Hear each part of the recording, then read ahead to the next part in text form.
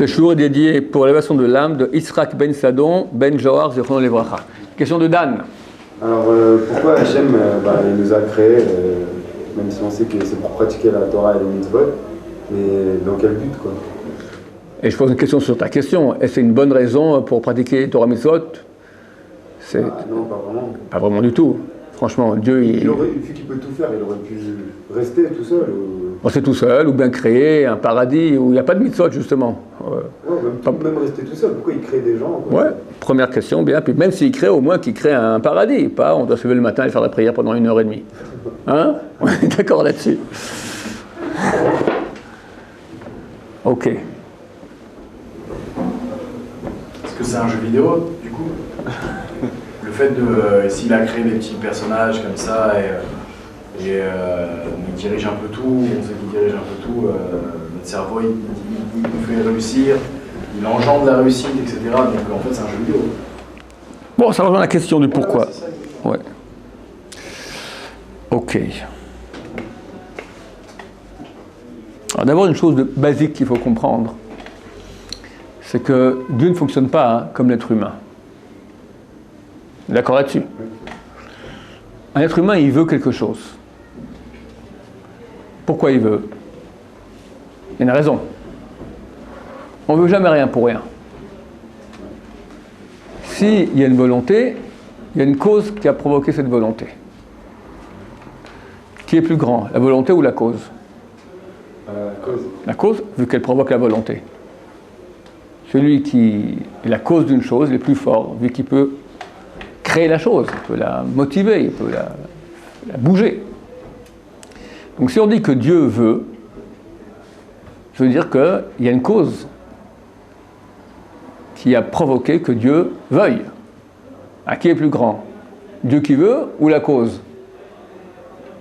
C'est censé être Dieu, mais... C'est censé être Dieu, mais c'est la cause. Ouais. Alors il faut dire qu'il y a Dieu qu'on connaît, puis il y a un autre plus haut que lui, qui est la cause. Ah, c'est Shalom, d'accord, ne me regarde pas comme ça. Je parle en logique, d'accord. Donc il faudrait qu'il y ait un Dieu qui est plus haut, qui veut, on appelle, il y a le Dieu prime et le Dieu bis. Le bis qui est plus haut que le Dieu prime, c'est vrai, c'est le Dieu des dieux, on va l'appeler comme ça. Le Dieu bis, il veut que le Dieu prime, il veuille. Il est la cause. Mais pourquoi le Dieu bis, il veut? C'est un engrenage. Il a une cause. Donc il y a un Dieu terre. On n'en finit pas. On est obligé de dire, et en parenthèse, je fais une petite parenthèse, mais c'est très très intéressant de voir que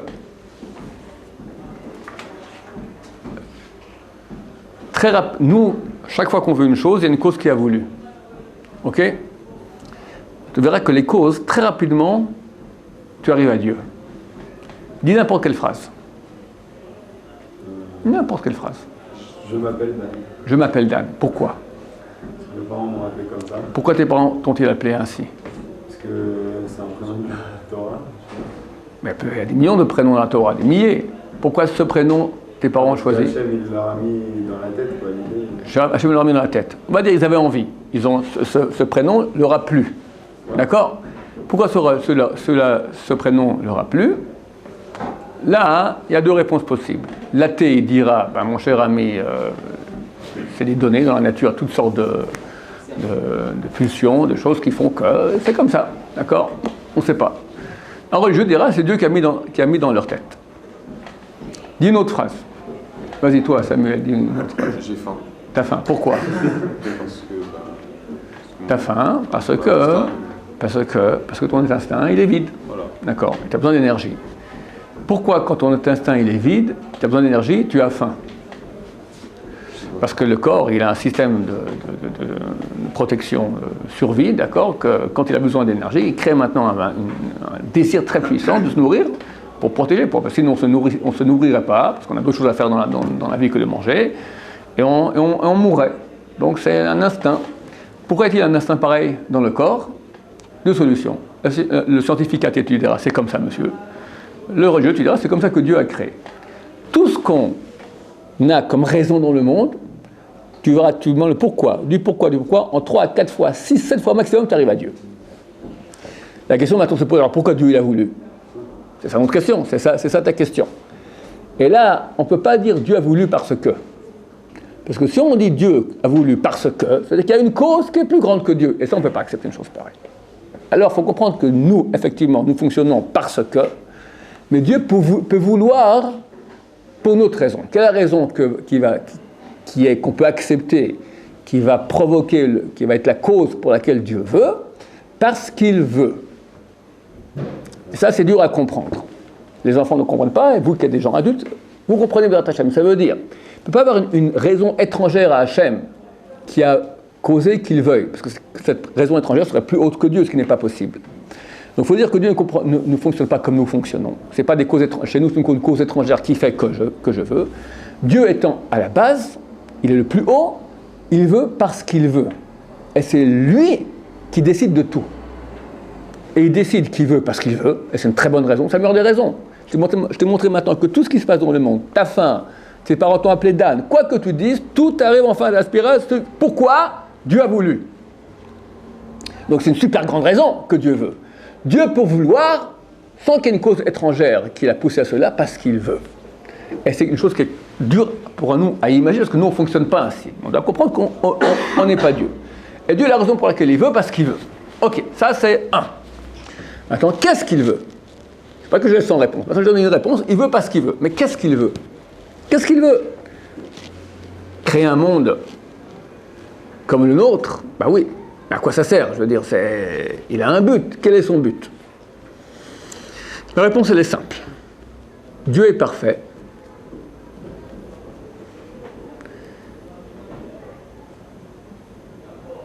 Étant parfait, il est forcément bon.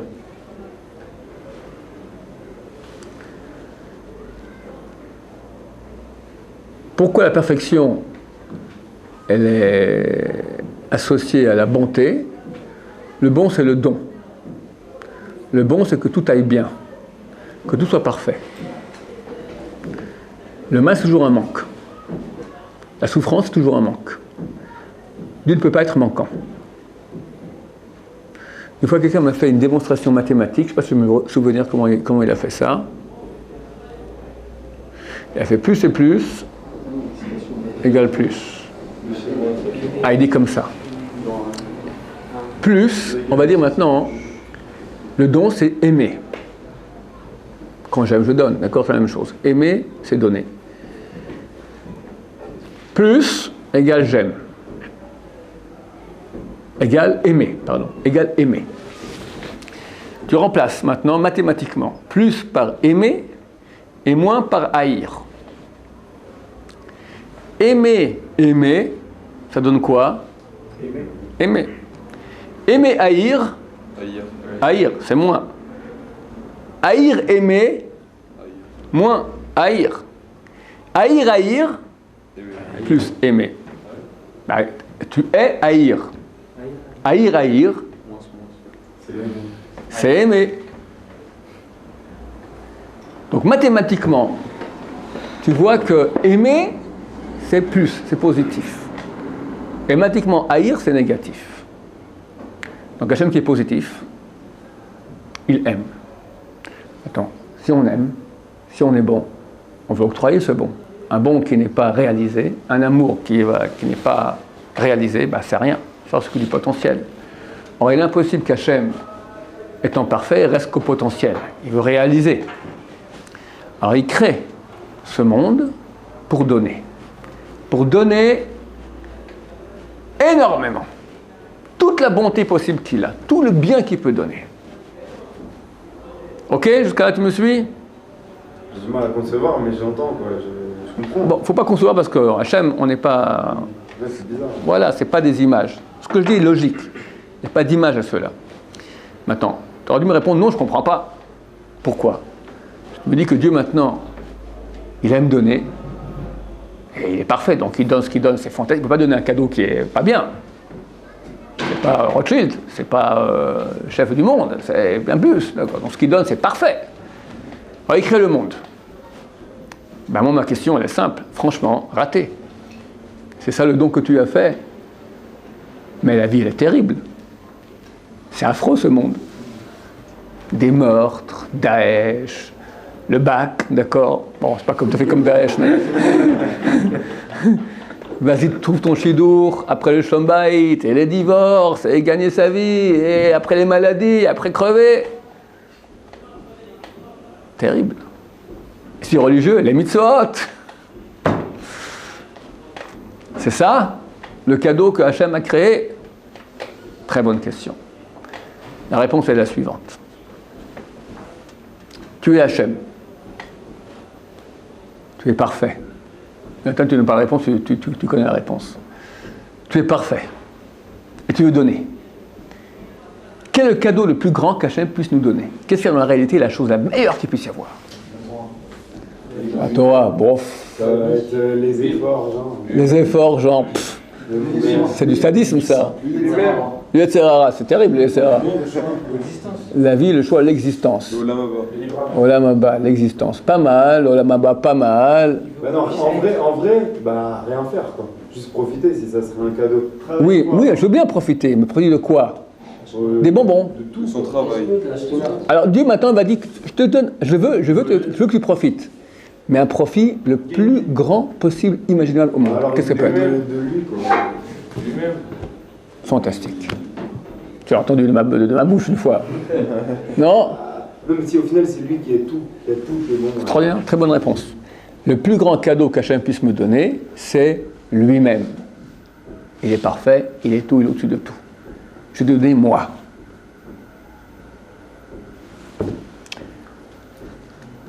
Ok, on avance. Qu'est-ce qu'il est lui? On ne sait pas ce qu'il est. Mais on sait un peu parce qu'il veut bien dévoiler de lui-même. Il a dévoilé son nom, Yudke Vavke. Contraction des mots Haya Oveveye signifie celui qui était et sera. Quelqu'un dit l'existence. Ah, donc l'éternité en fait. Être. Être. Être. Être. Être.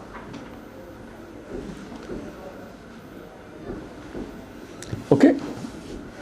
Mais être d'amplitude divine, tu as raison, éternel. Il y a un petit être, il y a un caillou. Bon, il est, mais pas grand-chose. Tu as un mouchoir, il reste un certain temps à se moucher, il finit à la poubelle. Tu as un morceau, une petite herbe, d'accord. On veut être de calibre divin, comme Hachem. Ok, comment on fait? D'abord, il faut être. Dans le domaine minéral, végétal, animal, ange, les choses ne sont pas. Alors, un caillou, il est. Une fleur aussi, un chien aussi, et un ange aussi. Mais son être, il est rien. Je donne un exemple que je donne toujours. Je prends un robot et je le programme. Il va être super actif. Il fait du ski en neige vierge sur l'Everest, il fait du surf dans le récif de corail des Philippines, il fait de la plongée sous-marine dans la fosse des Philippines ou en bathyscaphe. Il s'éclate, d'accord, sur la Lune en fusée spatiale privée, d'accord, il s'éclate. Est-ce qu'il est? Il a beaucoup, tu vois, il fait tas de trucs que je n'ai jamais fait de ma vie, mais il n'a rien. Parce que c'est moi qui ai programmé. Lui, c'est rien. Il n'est pas, mais il a. Même pas il a. Je ne sais même pas si. Pour avoir, il faut aussi être un peu. Il n'est même pas, c'est rien, c'est une machine.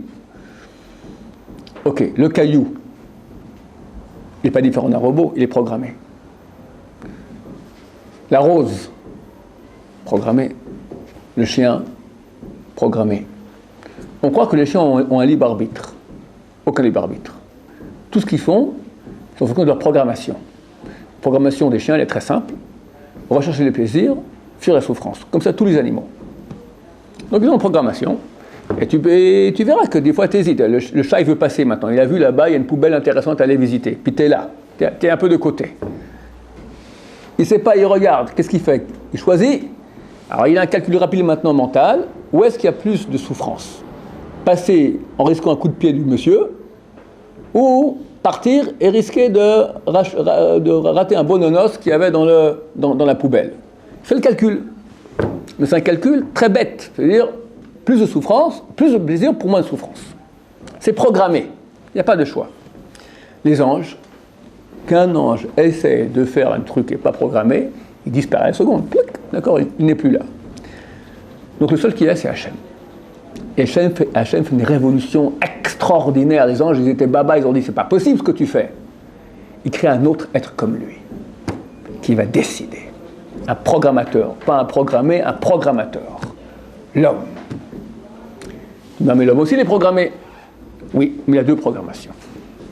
Je ne sais pas des choses que je répète ici 10 000 fois, mais c'est des trucs basiques de compréhension de ce qu'on fait dans le monde. On a 3 parties d'âme. Nous, on est ça, le rouar. La partie intermédiaire, rouar signifie un souffle. Souffle, ça bouge. Il bouge entre là et là. En haut, c'est la neshama, et en bas, c'est la nefesh. Nefesh, c'est animal. C'est une programmation. Le neshama aussi est programmé. Le nefesh, c'est une programmation animale. Recherche de plaisir, fuite de souffrance. Très simple. On aime le sommeil. On aime les plaisirs de ce monde. On s'énerve. En 2 mots, l'animal. La neshama, divine. Elle aime le sens, la vérité. Elle aime donner. Quand elle connaît Hachem, elle aime Hachem. Tout cela, elle en a horreur. Maintenant, nous, on a les deux en nous. Quand on est NAIT, on est presque complètement animal.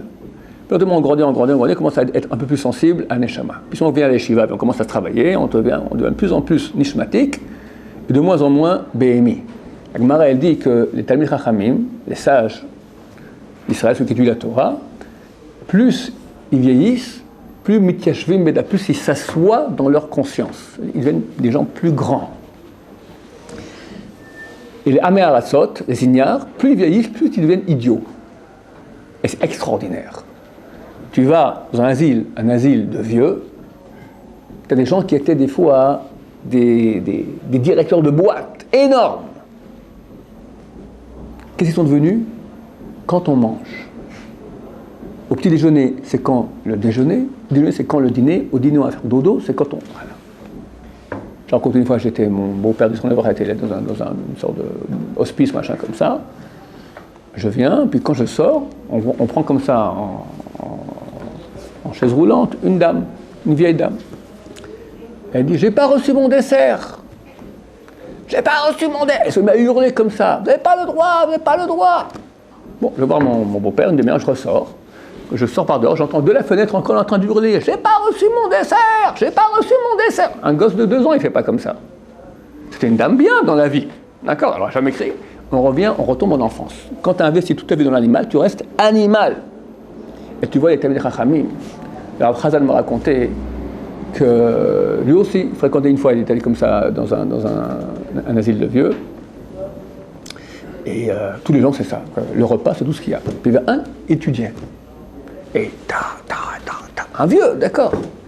Et lui, il s'est dit, je ne sais pas si c'était à son âge encore capable de... Il ne savait rien. Il ne savait pas... ils arrivaient le dimanche, les gens étudiaient là-bas, il y avait un collège là-bas. Ils venaient étudier là-bas. Pourquoi vous venez aujourd'hui? C'est Shabbat aujourd'hui. Tous les jours, il en disait comme ça. Il ne savait pas quel jour de la semaine il était. Il était gaga, le type, sénile. Mais dans la Gemara, il devenait un jeune homme. Un jour, il a dit, le vieux est parti aux toilettes. Le Rav s'est dit, je vais faire un essai, je vais voir, est-ce qu'il vraiment, il étudie, il sait ce qu'il fait. Il change la page. Le vieux revient. Qui a fait ça? Qui a fait ça? Comment ça se fait? Il était bien dans le coup, tout à fait. Les grands de Torah, c'est extraordinaire. Les grands de Torah, c'est des gens, je te dis, le Rav Shark, il est mort à l'âge de 106 ans. Rav Kadouri, à peu près le même âge. Le Rav Steinman, il a 103 ans. Aujourd'hui, il est vivant. Le Rav Eliashiv, il est mort à 102, 103 ans. Des gens qui dirigeaient Am Israël. Mais qui à cet âge-là, c'est plus rien, c'est plus rien. Pourquoi? Parce que durant leur vie, ils sont battus pour se rapprocher de la Neshama. Au bout d'un moment, plus tu vieillis, plus le corps il a moins. Ok, les filles, 20 ans, 30 ans, 40 ans, 60 ans, aller en boîte, ça va, on se calme, d'accord? Au bout d'un moment, ça baisse. Manger, tout. Oh, au bout d'un moment, ça baisse. Alors, les gens qui étaient que là, ça baisse, il y a tout qui baisse, d'accord? Puis les gens maintenant, au contraire, ils étaient que aspirés par la Neshama. Enfin, je suis libéré maintenant du carcan de mon corps, je peux maintenant me brancher à la Neshama. Quelqu'un qui, sans faire de Torah, quelqu'un qui fait, par exemple, des personnes âgées, moi je vois, mes grands-parents, ils ont comme ça 85 ans, ils font tous les jours beaucoup de trucs, comme des mots fléchés, des choses comme ça, ils font leur vie, ils étudient plein de choses, mais pas, des choses profanes, mais ils étudient, ils lisent beaucoup et tout. Bah, ils ont toute leur tête et tout. Ok, c'est mieux, c'est mieux. Attends, marche aussi. ok, on verra, c'est mieux. C'est certain que quelqu'un qui est même pas dans le niveau nishmatique, on va dire thoraïque, mais qui développe plus son esprit, c'est mieux que quelqu'un qui reste au niveau du corps. Mais il y a des niveaux, il y a des niveaux. En Torah, c'est encore beaucoup plus. Alors pourquoi je dis tout ça? Pour dire qu'on a deux programmations. Celle animale, celle de Dieu. Et nous, on est entre les deux. Et on choisit. C'est-à-dire que le seul choix, c'est pas le choix que j'aurais par exemple entre une bière et un jus d'orange. Ça, c'est ma programmation animale, c'est pas moi qui choisis. Quand mon animal me dit « reste au lit », c'est bon. C'est bon. J'avoue que c'est très bon. Hachem m'a dit « ça va pas mon vieux. Va louer Hachem. Mets les tfilines, mets les tzitzit. » Alors, toi tu es aussi entre les deux. Oui, non, oui, non, oui, non, oui, non, oui, non. Le type pendant 4 heures il se bat le matin. Oui, non, oui, non. À la fin il dit, j'ai gagné. Je me suis levé. Comment le choix? Hein, pardon? Hachem, il connaît nos futurs choix. C'est une bonne question, mais ce n'est pas le sujet. C'est la prochaine fois que tu me poses la question et on répondra. Le fait qu'il sache n'empiète en rien le fait que tu sois libre, totalement libre de choisir là, entre ces deux options. Donc le seul être qui va être, c'est l'être humain. D'ailleurs, donc Dieu a déjà un beau cadeau, tu vas être. C'est le seul au monde qui est, c'est révolutionnaire. Donc tu vas être quoi? Si tu choisis le pas être, soit tu suis l'animal, donc en fait tu démissionnes, tu subis ta programmation animale, tu n'es pas. Quand tu vas maintenant choisir la partie divine, tu vas être un être, devenir un être divin. À un point tel que la Gemara dit dans le traité Baba Kama 75b, qu'à la fin des temps, on va appeler les Sadikim au nom de Dieu. Yudke Vavke, Elohim, Shakai, Svakot. Super osé de dire ça. La Gemara le dit. Pourquoi? Parce que quand durant toute ta vie, tu vas maintenant te brancher à la Neshama, quand tu fais des mitzvot, quand tu fais la Torah, quand tu fais toutes ces choses-là, tu amènes sur toi des parties divines. Ta Neshama maintenant, qui devient toi, c'est une partie de toi, elle attire de là-haut. Il y a une sorte de, tu es en train d'élargir le tuyau, ça amène sur toi beaucoup de parties nishmatiques, de parties de Dieu qui sont en toi, que tu as choisi par toi-même, c'est par ton propre choix. C'est vrai que c'est tellement dur, c'est vrai que Dieu nous met dans un monde tellement mauvais. Parce que si tout était bien, il n'y aurait pas de choix. Plus maintenant Dieu veut nous donner une marge de choix grande, plus maintenant il y aura une possibilité d'être haut, mais aussi d'être bas. S'il avait un choix tout petit, c'est ça le secret du péché originel, le premier homme au paradis, pourquoi il a péché? Il a dit, moi maintenant si je donne ça, j'ai gagné ça. Moi je veux gagner ça. Il pêche. Et tout tombe. Catastrophe. On a un monde tordu comme le nôtre. Il faut remonter maintenant. C'est très dur. Il ne voulait pas ça. Il lui a dit, ne fais pas ça. Mais néanmoins, maintenant, pendant 6000 ans, on bosse, mais on a gagné ça. Tu deviens maintenant, tu as une amplitude, grandeur, de divinité. Tu es Dieu. C'est extraordinaire de dire une chose pareille. Alors, pas le vrai Dieu, mais tu as les parties de lui qui te font que tu deviennes partie divine. C'est le grand cadeau que lui a voulu nous donner. Voilà. Qu'est-ce qu'on va faire après? Après, on va se brancher avec Hachem sans cesse, encore plus. Parce que les sadikim, dans le monde à venir, ils n'ont pas de repos. C'est-à-dire qu'ils progressent sans cesse dans l'infini de connaissances et d'union avec Hachem. Dans l'Olam Haba, ici sur Terre, un peu comme c'est dit que c'est marqué, le Rav Besson me dit une fois, chaque jour sera 24 fois plus intense que le jour d'avant. Tu as vu sur une semaine combien ça fait? En un jour, je peux faire le calcul déjà. 24 fois 24, je ne sais pas combien ça fait. Après 24 ans, et après on passe dans l'infini. Et on monte. Hachem est infini. Dans le plaisir de la connaissance d'Hachem. Déjà, quand tu kiffes, tu fais un peu Gemara, déjà tu kiffes. Imagine quand c'est la connaissance de l'intériorité d'Hachem. C'est le plus grand cadeau qu'Hachem peut donner. Il nous donne lui. Pas une histoire d'amour avec une femme, une histoire d'amour avec Hachem. Pourquoi ça lui sert d'être? C'est à quoi exactement? Pourquoi ça lui sert que les êtres humains sont comme nous? Il est bon. Ainsi, il est bon. Et alors? Quoi? Et alors? Quoi et alors? Il est bon. Il réalise sa bonté. Garde ta bonté. S'il la garde, il n'est pas bon. Un bon qui donne pas, il n'est pas bon. Donc ça veut dire qu'après... l'infini. Bon, je me pose une question. Est-ce que ça lui permet d'exister Hein? par rapport à nous? Non. Non, pas du tout. Il n'a pas besoin de nous du tout. Donc ça veut dire qu'une fois qu'on a... Il n'a pas besoin de nous. Il veut. Mais rien ne l'oblige. Il n'y a pas de raison qui motive. C'est lui qui veut. Par un acte de bonté, parce qu'il veut. Il n'est pas à son premier essai, puisqu'il est bon. Hein? S'il est bon, il n'est pas à son premier essai. C'est une question. Il y en a qui disent que oui, il y en a qui disent que non. Il y en a qui disent qu'il y a d'autres mondes avant le nôtre. C'est une marloquette. Divergence d'opinion chez les kabbalistes. Bon, messieurs, c'est trop tard. Baruch Adonai, on va amen.